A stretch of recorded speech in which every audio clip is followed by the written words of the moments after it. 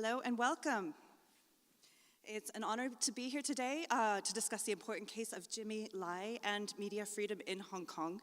I'm Rebecca Vincent. I'm the Director of Campaigns for Reporters Without Borders. We're known internationally as Reporters Sans Frontières, and we defend the pluralism, freedom, and independence of journalism.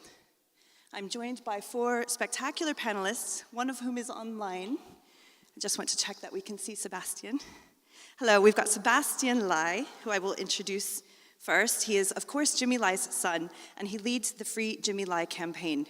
We'll learn a bit more about Jimmy Lai in the discussion, but he is a renowned media entrepreneur, writer, and pro-democracy campaigner who founded Next Digital and Apple Daily. Jimmy Lai has been imprisoned in Hong Kong since 2020 and faces the rest of his life behind bars. Sebastian is leading the campaign to secure his father's release. We're also joined by Samuel Chu. He's the president of the Campaign for Hong Kong and a founding board member of the Axel Springer Freedom Foundation in Berlin. Since 2019, he has successfully advocated for landmark legislation, sanctions against the PRC and Hong Kong officials, as well as humanitarian protections for Hong Kongers in the US and in Europe.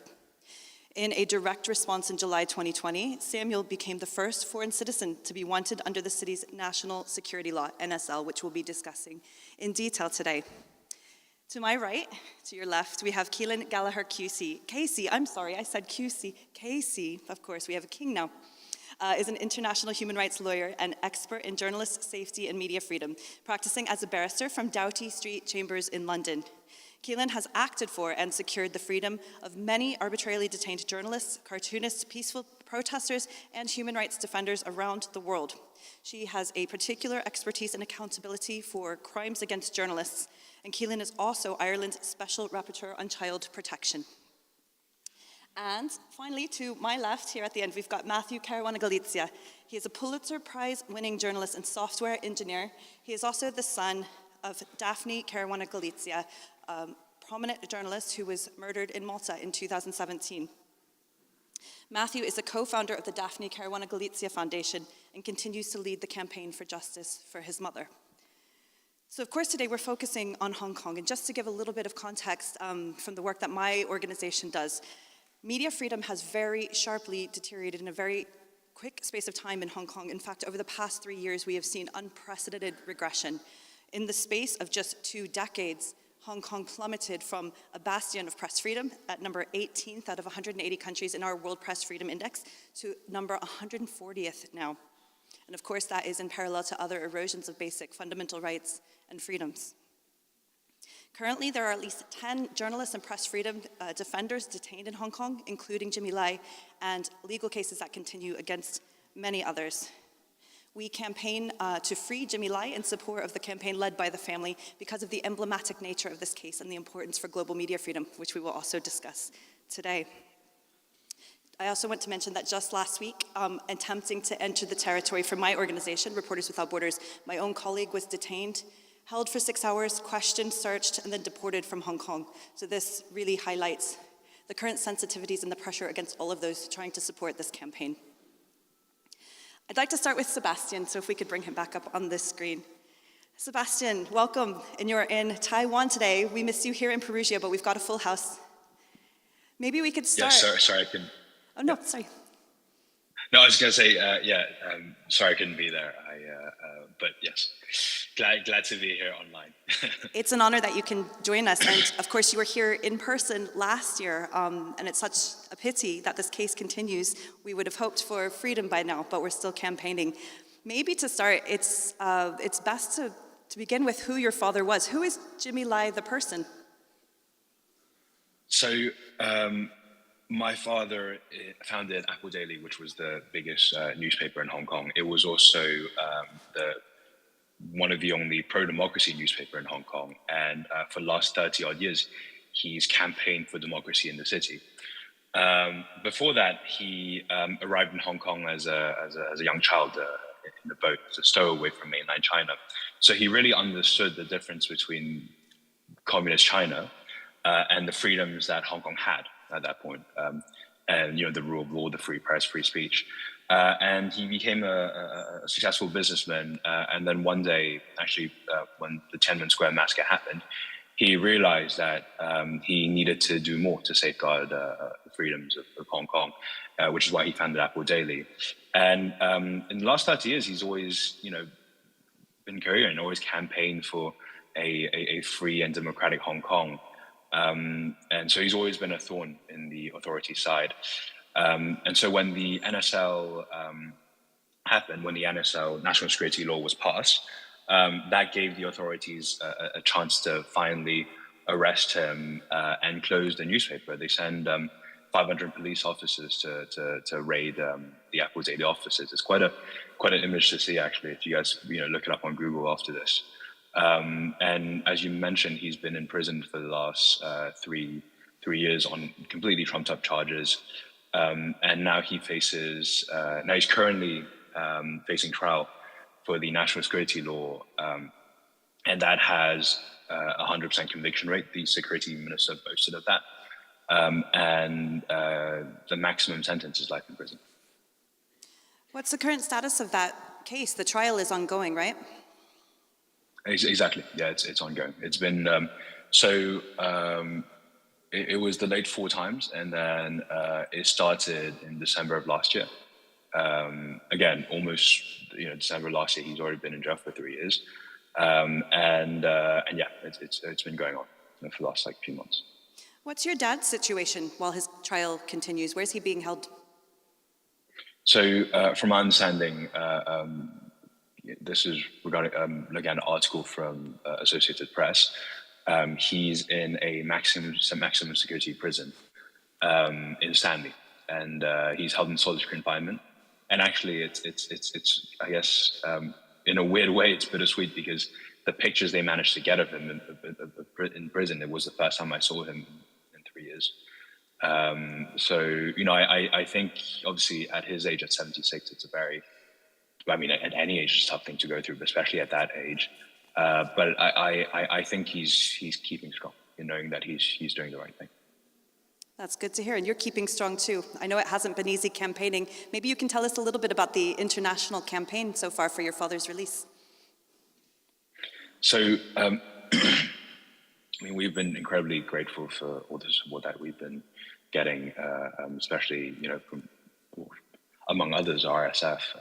It's been instrumental in bringing attention to my father's case.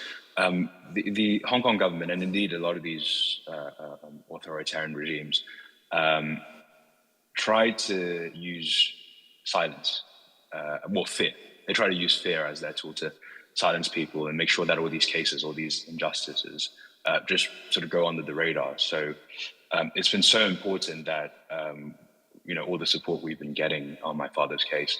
Multiple states have called for my father's release, including the US, the UK, the Canadian Parliament and Senate, the EU Parliament, UN Special Rapporteurs. It's been a widely condemned case because it's such a clear-cut case of just someone standing up for his beliefs, standing up for the right thing peacefully, and getting jailed for that. I'll keep trying to bring attention to my father's case, and hopefully that will hold Hong Kong accountable to what they're doing to him and to their people.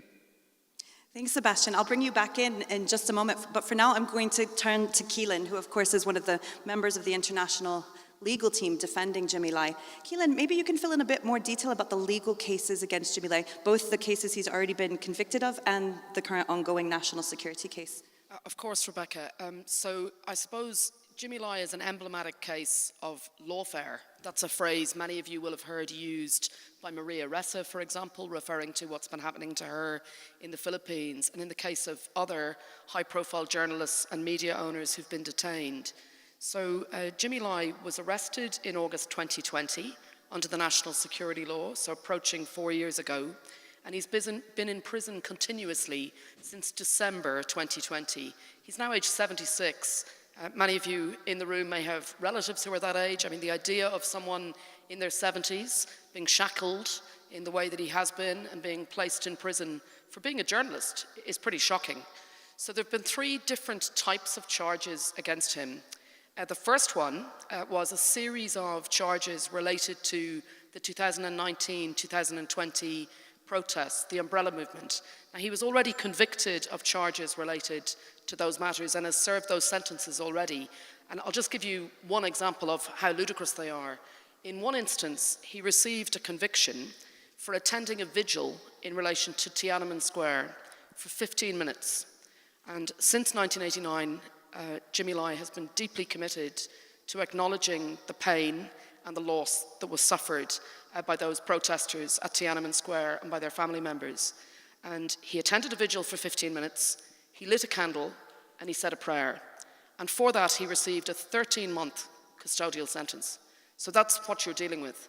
The second set of charges is he was convicted on a wholly bogus fraud charge related to a lease violation. And this is a new tactic which I know RSF, CPJ, the Daphne Caruana Galizia Foundation and others are focusing on. We're increasingly now seeing journalists targeted with legal weapons which are not your traditional legal weapons like defamation or cyber libel.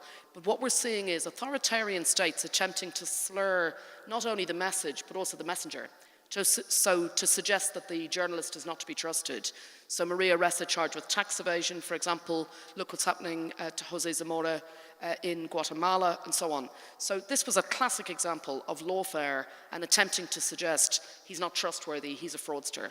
And that was condemned on the day of conviction by the US government, for which we're very grateful, and it's since been condemned by multiple UN special rapporteurs, European Parliament, Canadian Parliament, and indeed now also the UK government, who've called for his immediate release. But the third set of charges are the most serious of all, and that's the current trial. So this is the trial that started on the 18th of December 2023. We're now a number of months in. And these are charges under the national security law, which was brought in 2020. Samuel, an expert in it, of course, as we'll hear, widely condemned internationally, the national security law, because it effectively criminalizes dissent. And he's also been charged with sedition laws. And really what the trial is about is three things.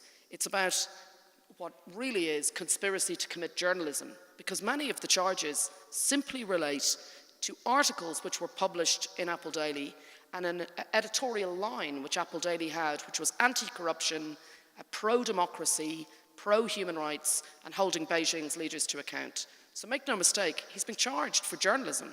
And the second thing is he's been charged with a series of offences related to alleged collusion with foreign forces. And really what this relates to is, by raising human rights concerns with politicians around the world, he has been charged with offences related to that. So really it's conspiracy to raise human rights concerns with politicians.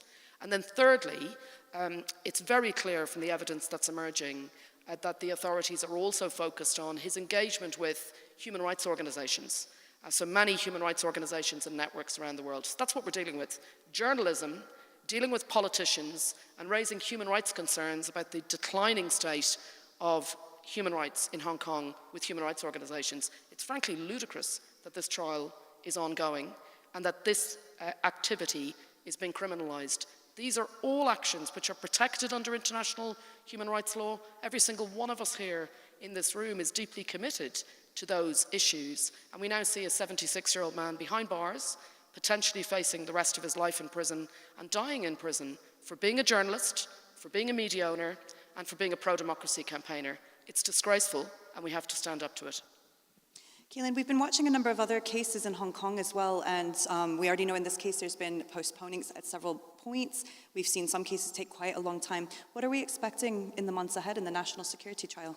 Yes, Sebastian mentioned in his opening remarks that there's a 100% conviction rate under the national security law, which the security chief in Hong Kong has been boasting of.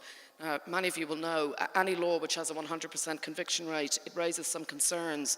It's not because they are carefully filleting out cases at an early stage. It's because the offences are drawn in a breathtakingly broad way, because it criminalises all in its path, and it's being used really as a jurisprudential legal dragnet to pick up anyone in the world, particularly in Hong Kong, but actually any of its critics around the world, who dare to stand up to Hong Kong and Beijing's leaders. And that's what it is. So what we've seen in the cases so far is the national security law and other laws such as sedition being weaponized against a whole range of individuals. Booksellers for selling books the authorities don't like, children's book authors, a number of whom wrote a book about wolves and sheep in a allegory related to Hong Kong authorities. And the response to that was to arrest them and to charge them, to prosecute them. Even a student from Hong Kong who was based in Japan studying, on her return to Hong Kong to her family during half-term, she got arrested under the national security law and charged and convicted related to her social media activity for liking posts on social media.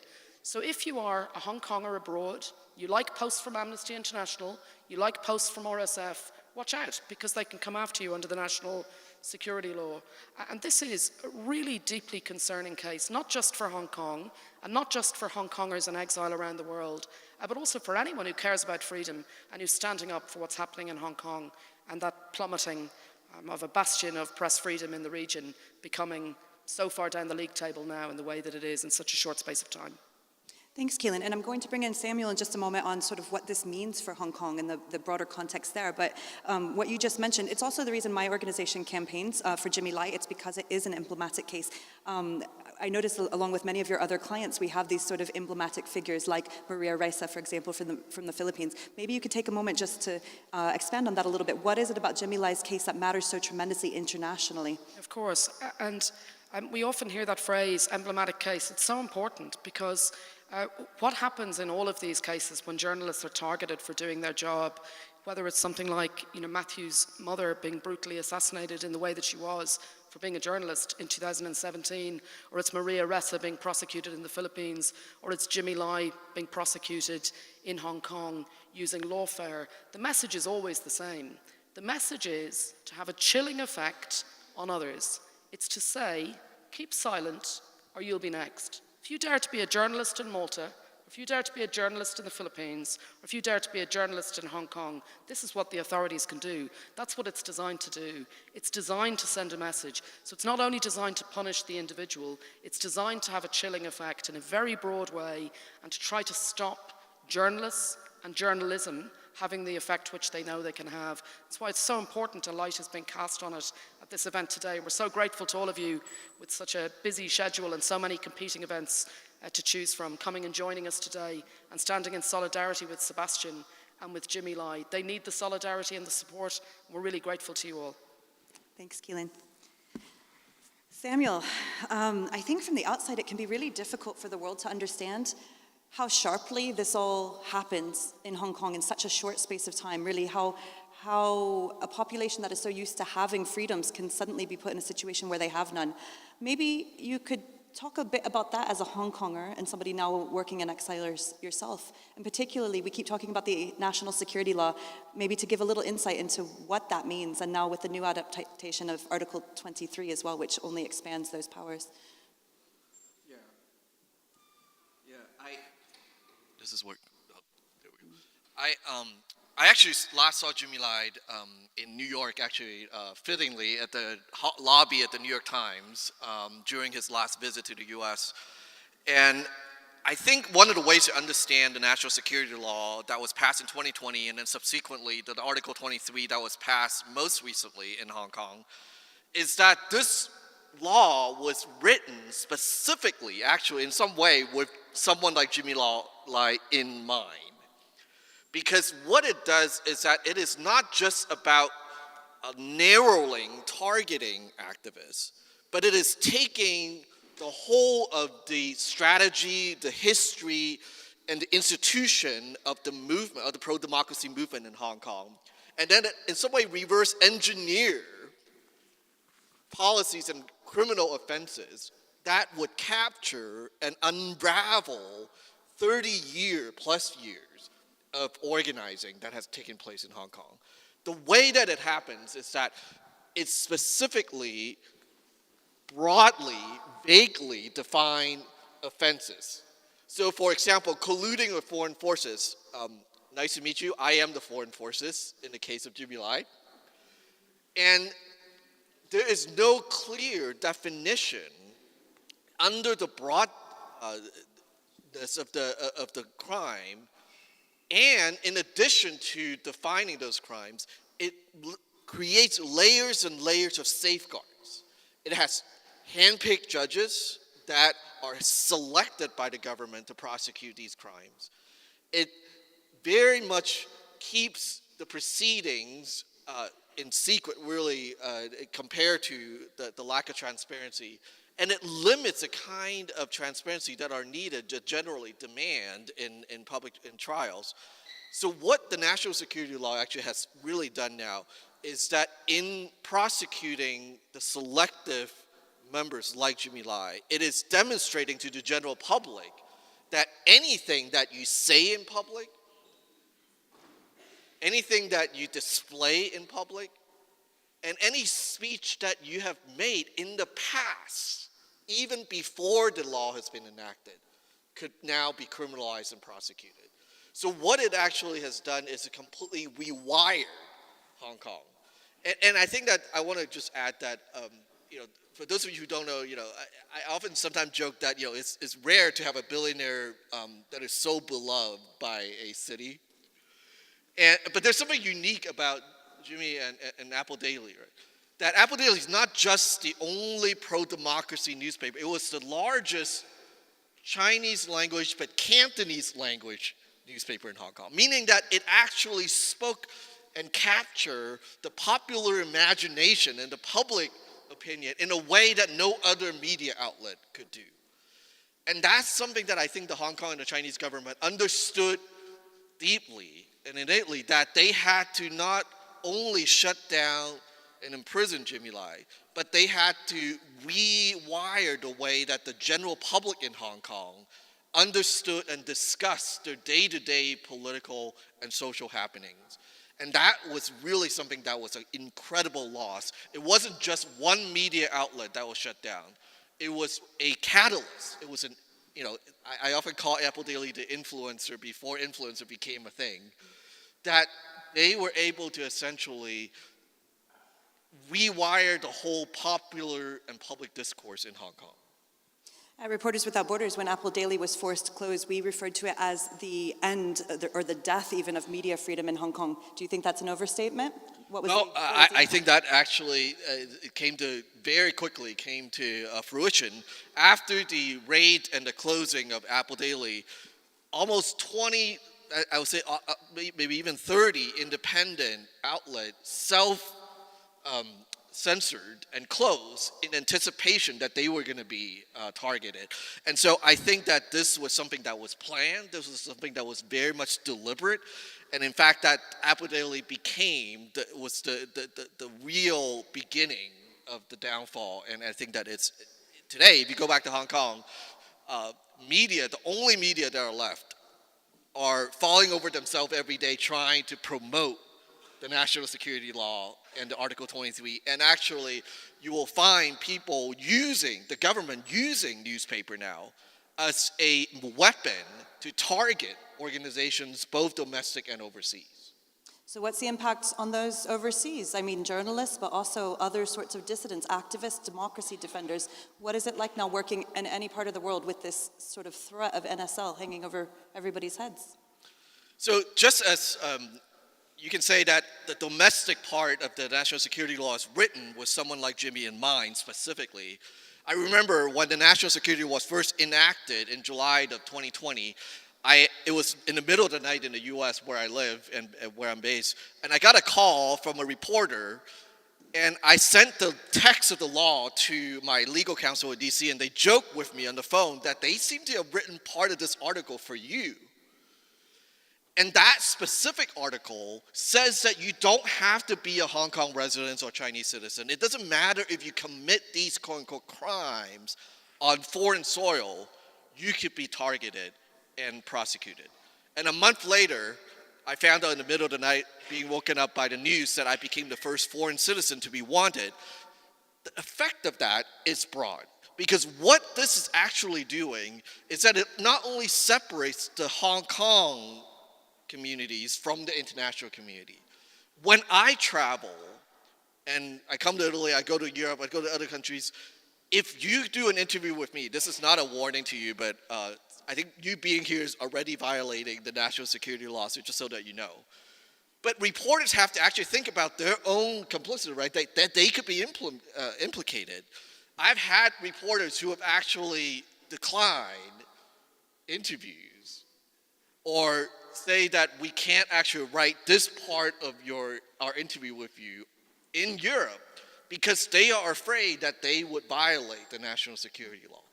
And that effect, that corrosive effect, right, that is intended by the law to essentially say that we want to make sure that anybody who's connected to Jimmy Lai will self-censor themselves and that you could be implemented. And if they can implicate me, that means that then the ripple effect begins to go much further than just in Hong Kong. And that's one reason that this case is so dangerous. Before I bring in Matthew, I want to ask you, Samuel, just about one specific aspect of this case, because it really highlights the shocking nature of what's happening, and that is Andy Lee, a witness who was tortured in order to force him to confess and give testimony against Jimmy Lai. Could you tell us a bit about that situation? And I think this is part of a real clear case, right, of not just using the law, but Andy Lee, who's an activist that I knew and worked with during the 2019 anti-extradition protests in Hong Kong. And I hosted, actually, him and his organization in the U.S. At the end of 2019. When the national security was implemented, he was trying to flee from Hong Kong. And when he got on a boat to try to go to Taiwan, he was captured by Chinese Coast Guard. And he was then detained in the mainland. And over the course of a year, we believe firmly that evidence showed that he was tortured while in detention and then sent back to Hong Kong. And now it's being used essentially as the nexus to connect anything and everything that the government would want to. So if, in the case of Andy, I just recently, a couple of weeks ago, in testimony in court, he claims that, Jimmy and I actually helped submit a list of sanction targets. Now, let's be honest, we all know that's not how government sanction actually works. You don't just go and submit a list. But they are using a victim of torture, essentially to verify their own trumped-up charges, create evidence, and then linking all the people that they want to implicate by this one witness. And that's the way that this trial has unfolded in Hong Kong. Thank you, Samuel. Well, Matthew, a different part of the world, but too many similarities. I know we've talked before about how families end up in this club that nobody wants to be in, having suffered such unspeakable tragedies. On the surface, Malta and Hong Kong may look quite different, but there are definitely similarities in why people like your mother are targeted and why people like Jimmy Lai are targeted. Maybe you could comment a little bit on the parallels between the cases. So my mom was a journalist for more than 30 years. She started writing her column in one of Malta's biggest newspapers when she was quite young, in her early 20s, shortly after I was born. And she quickly became one of Malta's most popular writers. She wrote from a completely different perspective, in a country that was completely dominated by men, where women weren't really in the public eye. She had a young voice, she challenged corruption, challenged the status quo. This made her very, very popular. She was the only reason that many people bought the newspaper for many years. And it also made her a number of enemies, mostly men who were kind of offended by the fact that she was writing about them. After some time, she even got frustrated by the amount of control that her editors were exerting over her writing. So around 2008, she asked me if I would help her set up her own website, and I did. We got it up and running within a day, and she started publishing immediately. And that gave her a huge amount of independence, because eventually her website became self-financing, as in she earned enough revenue from advertising and from her magazine business to just continue being completely independent. And I think this frightened the establishment in Malta even more, especially those who were involved in corruption, because it meant she was outside the control of editors or newspaper businesses who could be influenced by them. So the government and its cronies in business started using other tactics to try and go after my mother and stop her publishing. That included tax investigations of the kind that are being used against Maria Ressa in the Philippines, for example. Many defamation lawsuits. She died with 46 civil lawsuits to her name and 5 criminal defamation cases. There were attempts to shut down her business by artificially funding a competitor. Other attempts to buy the newspaper that published her column and shut it down, to take away her journalistic credentials. That was what they imagined in any case. I mean, the criminal defamation cases, the reason they were so scary to me was that it was an outright attempt to actually put her in jail. And there were so many cases that their objective, I believe, the objective of the government, because they were responsible for prosecutions at the time, was to put her in jail for as long as they could. And with the tax investigations, the objective was, of course, to bankrupt her, and with the attempts to shut down her business. So for me, one of the key similarities with the case of Jimmy Lai is that an independent publishing business or an independent journalistic enterprise is a big threat to a corrupt or authoritarian regime, or both. And they will try any way they can to shut it down. What generally stops things like that from happening? A huge amount of advocacy. In my mother's case, unfortunately, we were too late, and I mean, in the case of Jimmy Lai, he was already in jail. But there is still a chance, of course, to get him out. And for me, I mean, the fact that other family members in other parts of the world are campaigning, you know, for their parents who are involved in journalism or their relatives, it makes me feel as though we are less alone, because it's quite lonely, actually. Very few family members ever decide or, you know, sort of have the backing that they need to go out there and campaign for release or campaign for justice and so on. It is, in most cases, I would say, one of the key things that really makes a difference in there being justice or not, whether the family members are actively campaigning. Yeah. So thank you, Sebastian. And I'd like to ask Sebastian in a moment too about this sort of importance of international campaigning in this case. But in your mom's case, I know it's taken a long time, but we are slowly getting towards justice. How important has sustained international attention and support for your campaign been to the relative success compared to so many other cases that are committed with complete impunity? The international campaign for justice for my mom has been absolutely crucial. Without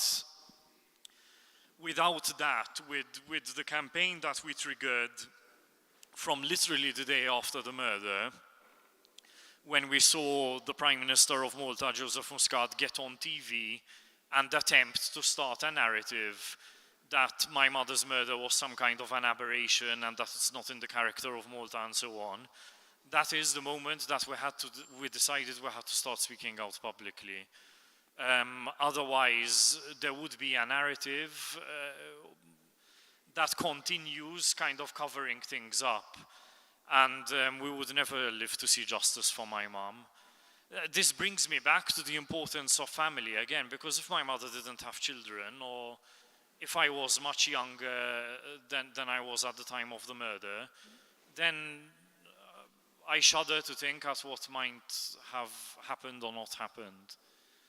So without that campaign, which we were a part of, my brothers, my mother's sisters, my grandparents, my father, we would probably have gotten nowhere. We're here in Italy and joined by people from all around the world. Sometimes it's not always immediately obvious why people in other parts of the world should care what happens in a place like Malta or Hong Kong or many other places. But why does it matter? Why should all of us sitting here today and around the world act and do what we can in cases like these? To me, one of the most important lessons over the past couple of years is that politics is downstream of culture. So if it becomes culturally acceptable that journalists should face, criminal reprisal, or publishers should be jailed or executed or stopped, from their activity, then this will become globally acceptable. One of the biggest mistakes I think that liberals are making now is that they are assuming that these cases are isolated, but they're not. There is a global cultural movement to demolish the whole human rights establishment that we have spent the past 100 or so years creating. So for me and many others who are sort of the same understanding, the global movement to push back against these kinds of reprisals for exercising basic human rights is something of necessary and global importance. These cases are not isolated. I mean, dictators learn from each other, authoritarians learn from each other, corrupt people learn from each other. Thank you, Matthew. If we could bring back Sebastian for a moment, I just want to pick up on that question of international support and international campaigning, because we're in a heated moment where there's been so much pressure on those, even in other parts of the world, that are attempting to support the case. And again, as highlighted by the detention of my own colleague attempting to enter Hong Kong to monitor the trial. Do we have Sebastian? Sebastian, how important is that international support for your father and for your efforts to campaign?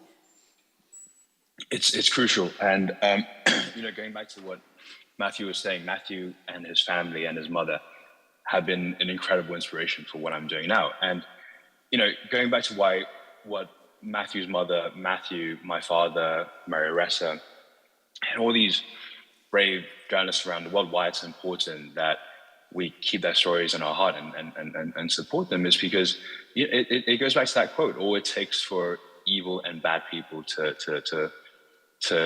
thrive is that the good and the wise do nothing. And I think you need people like Matthew, his family, his mother, like Maria Ressa, like my father to hold the line, to tell these autocratic regimes that freedom is our dignity, that we deserve these freedoms, and we're going to keep fighting for them until we receive them. So it's so important that the free world, if I could use that term, tells a place like Hong Kong, in my dad's case, that if you do this to Jimmy Lai, if you do this to all these Hong Kong people, to all these political prisoners, then there are repercussions. You can't claim that you're a financial center anymore. You can't claim that you have the rule of law. You can't claim that you have free speech. We're not willing to deal with you guys on the same level as we used to. I think it's important to hold these regimes accountable, and I think that's one of the things we see now with Hong Kong. They're trying to tell the world that they still have all these freedoms. I mean, isn't it pretty? I think anybody in the audience can see that it's pretty ironic that you could claim that you have free speech and close down the biggest newspaper. You could claim that you have free press and detain a RSF employee and deport them. So that's why this international campaign is so incredibly important and keeps these countries accountable to what they do in Mark's history. Thank you, Sebastian. I'm going to bring in Keelan on just one related point, but just to say right after that, we'll be able to take a few very quick questions from the audience. So please think if you have a question to direct to one or all of our panelists.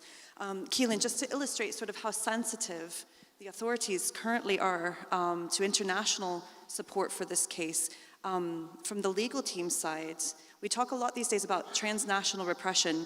We've been pretty shocked at Reporters Without Borders what you and other members of the international legal team have faced in retaliation for your defense of Jimmy Lai. Could you tell us a bit about that? Yeah, sure. And it's worth saying Sebastian gave a long list of people who he finds inspirational. I think I'm probably not alone in finding Sebastian inspirational too for what he's doing. And Sebastian himself, of course, has faced transnational repression. So simply by virtue of being a son speaking out for his father, he himself has been threatened. There's been aggressive press releases issued from the Hong Kong Special Administrative Region authorities, claiming that by, for example, addressing the United Nations with one of my colleagues on the international legal team, Sebastian himself was committing criminal offences. So I just say that that's a really powerful and shocking example of transnational repression, and it's why Sebastian has been unable to see his father since 2020, since he was imprisoned, and he's having to campaign in exile, essentially. And that's what's at stake here. You know, because of transnational repression and because of Sebastian himself being targeted and threatened with lawfare, he can't even return home and see his father in prison. Now, we as the lawyers have also experienced it, and NGOs, I mean, your colleague just going in to monitor the trial, being targeted in that way, deeply shocking. We also have been accused of being criminals for raising Jimmy Lai's case before the United Nations, for example. I spoke, ironically, a number of weeks ago at the United Nations at an event organized by, I think, 15 states, including Japan, the US, the UK, many European states, and it was about transnational repression. And at the end of the event, we had a statement from China saying that the event was criminal, that we were criminals, and that the states that had facilitated the event were facilitating crime. And that's because the view of China at the moment, and this has become clear from the prosecution of Jimmy Lai, is that the United Nations itself is foreign forces. I mean, this is ludicrous. This is, you know, a state which is on the Security Council and claiming within UN mechanisms that if you go to the UN, I as an international lawyer bring a case to the United Nations about violation of Jimmy Lai or Sebastian Lai's internationally protected rights, that somehow we're in collusion and committing criminal offences. It's deeply, deeply concerning.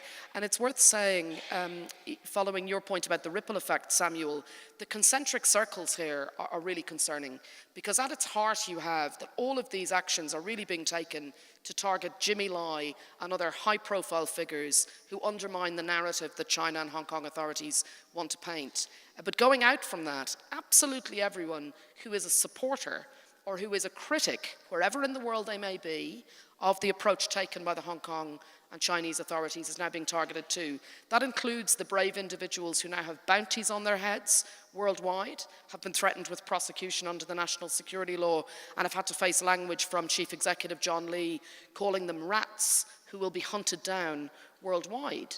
It includes people like Benedict Rogers, who runs an NGO based in London, who was threatened with prosecution by the Hong Kong police for material he posted on his website in London, which was critical of the Hong Kong authorities. It includes people like Rebecca's colleague, just trying to go in to monitor a trial, to check whether it's compliant with international standards, being harassed in the way that she was. And it includes Sebastian, and it includes us as the lawyers. So it's a deeply concerning concentric circle targeting of anyone, anywhere, who dares to stand up and speak out. Thank you, Keelan.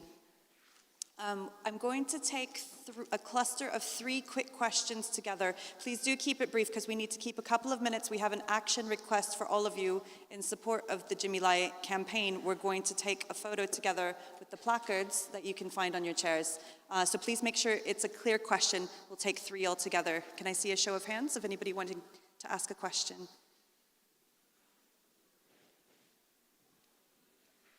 There must be a question. 1, 2, is there one more? I'll take these 2, and then we'll give the panel a chance for a final quick word. The lady in the jacket here, thank you. Yes, so thank you very much for this panel. Obviously, we are here to focus about the Jimmy Lai trial, but I wonder whether maybe you can say or mention to this audience, you know, the fact that this is obviously affecting the broader population in as such that many people are actually leaving Hong Kong. You know, many Hong Kongers have left Hong Kong. You know, maybe you can tell us a little bit, you know, about, you know, what message that sends. Thanks. And then could we take the question here as well? Thank you. If I could ask, I'm a journalist from Malta, so I have a bit of experience when it comes to the journalistic sector in Malta.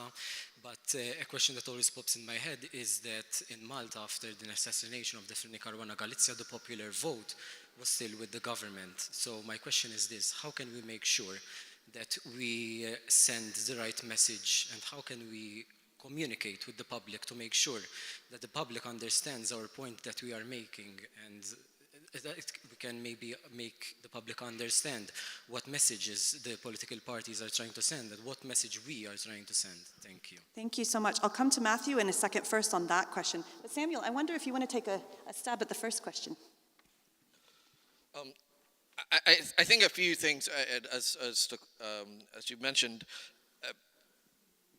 there's a tremendous amount of resources and effort being put by the Chinese and the Hong Kong government to maintain this facade that Hong Kong is still a global financial center, a city that enjoys all the liberty. They want you to believe that all the democratic free institutions, including the press, the courts, and all the other pieces, are still intact, despite evidence to the contrary everywhere that you can see. And the impact has been dramatic, right? That with the help of COVID, Hong Kong, a city that has been known for protests for many years, I've been doing protests in Hong Kong since 1989, there's no longer any public demonstrations. You will never see again the annual and regular protests that you saw on televisions where people orderly go in and out of rallies. In fact, there's now a situation, there was a case where police actually accused one single individual for illegal assembly, for simply being on the street on the wrong date at the wrong time. What we are seeing is that all of the institution that Hong Kongers have enjoyed, the press, partially free elections, the ability to assemble and protest, have all been erased at this point. And I think that there are many who have left, but I want to particularly point out that there are still 7.5 million people who live and work in Hong Kong.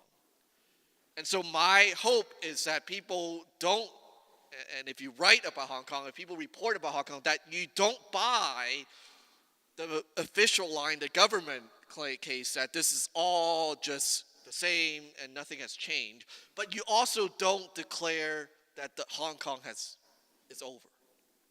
Because there are people that are there. Jimmy is a great example of it, but for every Jimmy, there are hundreds of other political prisoners that are actually behind bars in Hong Kong.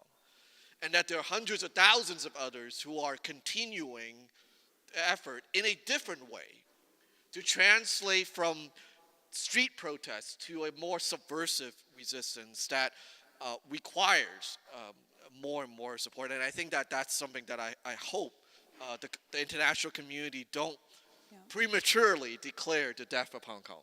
Certainly, and even just with journalists, there's a clear need for support to those still working on the ground. That's why from Reporters Without Borders, we've had a few recent missions to the country, and why we continue to demand an explanation from the Hong Kong authorities and a guarantee that we can return safely to do our jobs. Give you one more note, just example here. When Apple Daily was shut down and then all the independent media outlet was shut down, what happened is that there was now 15 to 20 underground sort of operations of reporters who are actually putting out investigative and regular investigative and reporting. I'm not going to mention them publicly here because it gets them into trouble when I mention them. But I will invite you to actually look, because what has done is that the last headlines in Apple Daily when they were published was that when apples fall on the ground, it becomes a seed and it grows. And what literally has happened in Hong Kong is that hundreds of others reporters have taken up the task, but in a much more dangerous, the cost has been much higher, the risk is much higher, but your support to them is a form of support to Jimmy. Thank you, Samuel.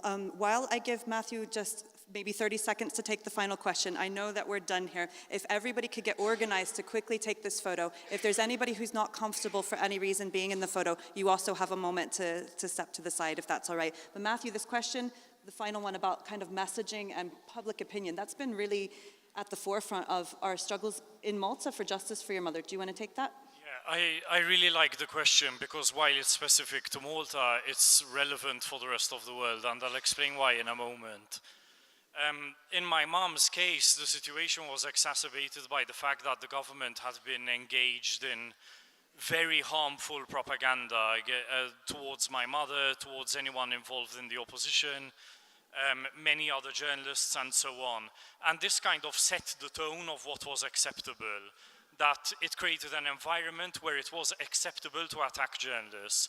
It's not just me who is saying this. This was the finding of a judicial public inquiry that we triggered in Malta. Why is it relevant to the rest of Europe? I mean, another issue that we had in the Maltese context is very weak civil society that we've only just started building up over the past couple of years. And in fact, when governments sort of want to attack our particular accountability movement, one of the first things they do is go after civil society. It's becoming a problem even in mainland Europe. What is the German government doing now, for example? Attacking civil society involved in the Palestinian solidarity movement.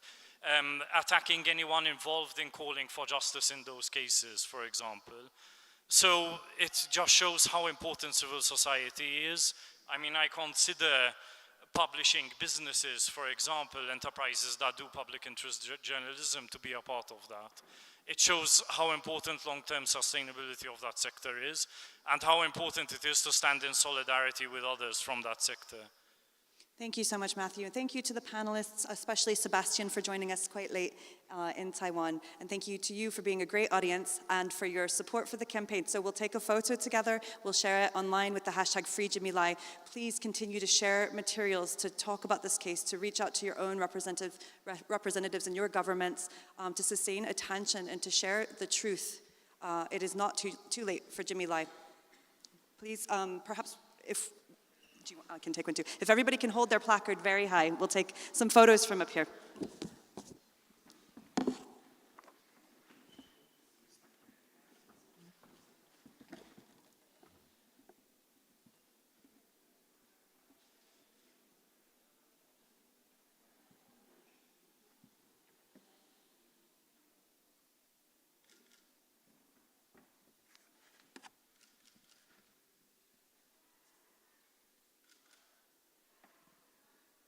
Thank you so much.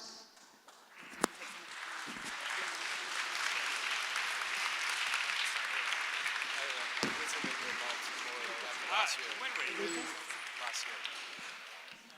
Okay, if you're back, then...